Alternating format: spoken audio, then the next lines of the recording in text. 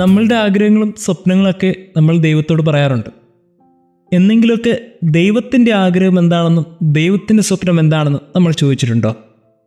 നമ്മളുടെ ആവശ്യങ്ങൾ പറഞ്ഞ് ദൈവത്തിൻ്റെ ആവശ്യങ്ങളും ദൈവത്തിൻ്റെ സ്വപ്നങ്ങളൊന്നും കേൾക്കാൻ മറന്നുപോയ ഒരു ചെവി നമുക്കുണ്ട് എന്നുള്ളതാണ് ഇന്നത്തെ സുവിശേഷം നമ്മളെ ഓർമ്മിപ്പിക്കുന്നത്.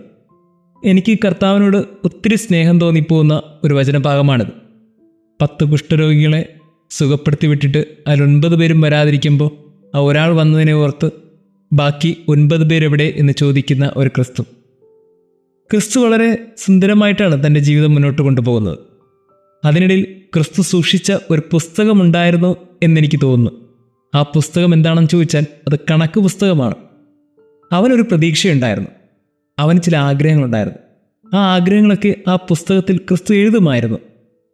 കാരണം അങ്ങനെയുള്ള ആഗ്രഹങ്ങളുടെയും സ്വപ്നങ്ങളുടെയും കണക്കുകൾ അവൻ എല്ലായിടത്തും പ്രകടിപ്പിച്ചിട്ടില്ല, പക്ഷെ ചില അവസരങ്ങളിലൊക്കെ പ്രകടിപ്പിച്ചിട്ടുണ്ട്. അങ്ങനെ പ്രകടിപ്പിച്ച ഒരു നിമിഷമാണത്. അത്ഭുതങ്ങളൊക്കെ ചെയ്തിട്ട് യേശു ചിലപ്പോൾ ഒരുപക്ഷെ ഡയറിയിൽ എഴുതുമായിരിക്കാം. ഡയറിയിൽ എഴുതി പിതാവിനെ കാണിക്കുവാൻ വേണ്ടി സൂക്ഷിക്കുമായിരിക്കാം. ഇങ്ങനെ എല്ലാ ദിവസവും ഡയറി എഴുതുന്ന ഒരു ക്രിസ്തുവിനെ സുവിശേഷത്തിൽ നമ്മൾ കാണുമ്പോൾ ക്രിസ്തു അതിൽ എല്ലാ ദിവസവും കുറിച്ചു വെച്ചൊരു സാധനം ഒരുപക്ഷെ ഈ ചെയ്ത അത്ഭുതങ്ങളും ചെയ്ത നന്മകളുടെയും കഥയായിരിക്കും. അതിനിടയിൽ അവൻ വിഷമത്തോടെ എല്ലാ ദിവസവും എഴുതിയിരുന്നത് ഈ തിരിച്ചു വരാതെ നന്ദി പറയാതെ പോയ മനുഷ്യരെക്കുറിച്ചാവാം. പക്ഷേ ഒരു ദിവസം ആ വികാരം പൊട്ടിപ്പുറപ്പെട്ടു. അവൻ ഈ 10 പേരുടെയും എണ്ണമെടുത്ത് അന്ന് ഡയറിയിൽ എഴുതി വെച്ചു, ഇന്ന് 10 പേരെ സുഖപ്പെടുത്തി. പക്ഷേ സുഖപ്പെട്ടവരിൽ 10 പേരും വരാത്തതിൻ്റെ വിഷമം അവനുണ്ടായിരുന്നു. ആ വിഷമം ഇങ്ങനെ നിൽക്കുന്ന അവസരത്തിൽ തന്നെയാണ് ഒരാൾ മാത്രം തിരിച്ചു വന്ന് നന്ദി പറഞ്ഞത്. അപ്പോൾ ഈ വിഷമം അങ്ങ് പൊട്ടിപ്പുറപ്പെട്ട് അവൻ ചോദിച്ചു, ബാക്കി 9 പേരെവിടെ? പ്രിയമുള്ളവരെ, ഇങ്ങനെ ചില ക്രിസ്തുവിന് എക്സ്പെക്റ്റേഷൻസ് ഉണ്ട്.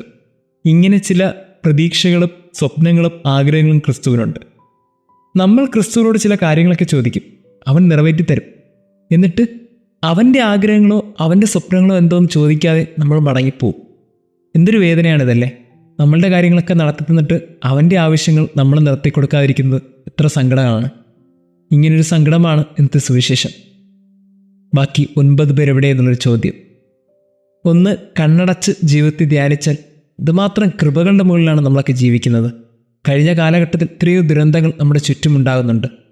പ്രകൃതി ദുരന്തങ്ങളാകട്ടെ, പല കുടുംബങ്ങളുണ്ടാകുന്ന പ്രശ്നങ്ങളാകട്ടെ, ചില ദുർമരണങ്ങളാകട്ടെ, ചില അപാരമായ രോഗങ്ങളാകട്ടെ, ഇങ്ങനെ ഒത്തിരിയേറെ സങ്കടത്തിലൂടെ ചുറ്റുമുള്ള കുറേ മനുഷ്യർ കടന്നു പോകുന്നുണ്ട്. കുറേ മനുഷ്യർ നമ്മളോട് സങ്കടങ്ങൾ പങ്കുവയ്ക്കുന്നുമുണ്ട്. എന്നിട്ടെന്തുകൊണ്ട് ഈ സങ്കടങ്ങളും നമുക്ക് വരുന്നില്ല? എന്നെ കുറച്ചും കൂടി കർത്താവ് കരുതുന്നുണ്ടെന്ന് എനിക്ക് തോന്നിപ്പോകുന്നുണ്ട്. എനിക്ക് മാത്രമല്ല, എന്നെ കേൾക്കുന്ന നിങ്ങൾക്കോ തോന്നുന്നില്ലേ? എല്ലാവരെയും കൈപിടിച്ച് ക്രിസ്തു നടത്തുന്നു എന്ന് പറയുമ്പോൾ നമ്മളെ മാത്രം എന്തുകൊണ്ടാണ് ക്രിസ്തു ഒക്കത്ത് വെച്ച് നടത്തുന്നത്? അങ്ങനെയൊരു തോന്നൽ ചിലപ്പോഴെങ്കിലും തോന്നാറില്ലേ? അതാണ് ദൈവത്തിൻ്റെ കൃപ. കുറച്ചും കൂടി ദൈവം നമ്മളെ സ്നേഹിക്കുന്നു എന്നൊരു തോന്നൽ നമുക്കുണ്ടാകാറുണ്ട്. ചോദിക്കുമ്പോൾ തരും, ചോദിക്കുന്നതിന് മുമ്പേ ചിലതൊക്കെ തരും. നമ്മളെയൊക്കെ ഒരാപത്തിലും പെടുത്താതെ, ഒരു പ്രശ്നങ്ങളും അകപ്പെടുത്താതെ, എല്ലാവരുടെ മുമ്പിൽ നല്ലതെന്ന് ചിത്രീകരിച്ച്, നമ്മുടെ കുറവുകളൊക്കെ മറച്ചു വെച്ച്, നമ്മളുടെ ഏറ്റവും നന്മയുള്ളത് മാത്രം മനുഷ്യരോട് കാണിച്ച്, മറ്റുള്ളവരുടെ മുമ്പിൽ ഏറ്റവും മനോഹരമായ വ്യക്തികളായി നമ്മളെ പ്രസൻറ്റ് ചെയ്യുന്ന ഒരു ദൈവം.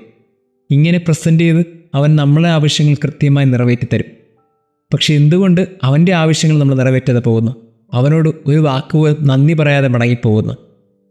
എനിക്ക് തോന്നുന്നു അവൻ്റെ ഡയറിയിൽ എല്ലാ ദിവസവും ഈ എല്ലാ അത്ഭുതങ്ങളുടെയും എല്ലാ കൃപകളുടെയും ഒഴുക്കിയ കൂട്ടത്തിൽ തിരിച്ച് വേദനയോടെ എഴുതുന്നൊരു വാക്കിതായിരിക്കും, തിരിച്ചു വരാതെ പോയ ചിലർ. ഇങ്ങനെ തിരിച്ചു വരാതെ പോയ ചിലരുടെ കൂട്ടത്തിൽ ഞാൻ ഉൾപ്പെടുന്നുണ്ടോ?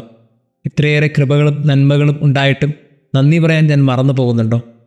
കണ്ണടച്ച് ഒന്ന് ധ്യാനിക്കണമെന്ന് തോന്നുന്നു. അങ്ങനെ നന്ദി പറയാത്ത നിമിഷങ്ങൾ ജീവിതത്തിലുണ്ടാകുന്നുണ്ടെങ്കിൽ, ഇത്രയേറെ കൃപകളിലൂടെയൊക്കെ എത്തിയിട്ട് അതിനെ ഓർത്ത് ഒരിക്കലെങ്കിലും മുട്ടുകുത്തി കണ്ണ് നിറയാതെ പോകുന്നുണ്ടെങ്കിൽ ഒന്ന് തിരിഞ്ഞു നടക്കണമെന്ന് തോന്നുന്നു. തിരിഞ്ഞു നടന്ന് അവൻ്റെ മുമ്പിൽ ചെന്നിട്ട് പറയണം, ഇത്രയും കാലം വഴി നടത്തിയതിന് നന്ദി, ഇത്രയും കാലം കാത്തു പരിപാലിച്ചതിന് നന്ദി.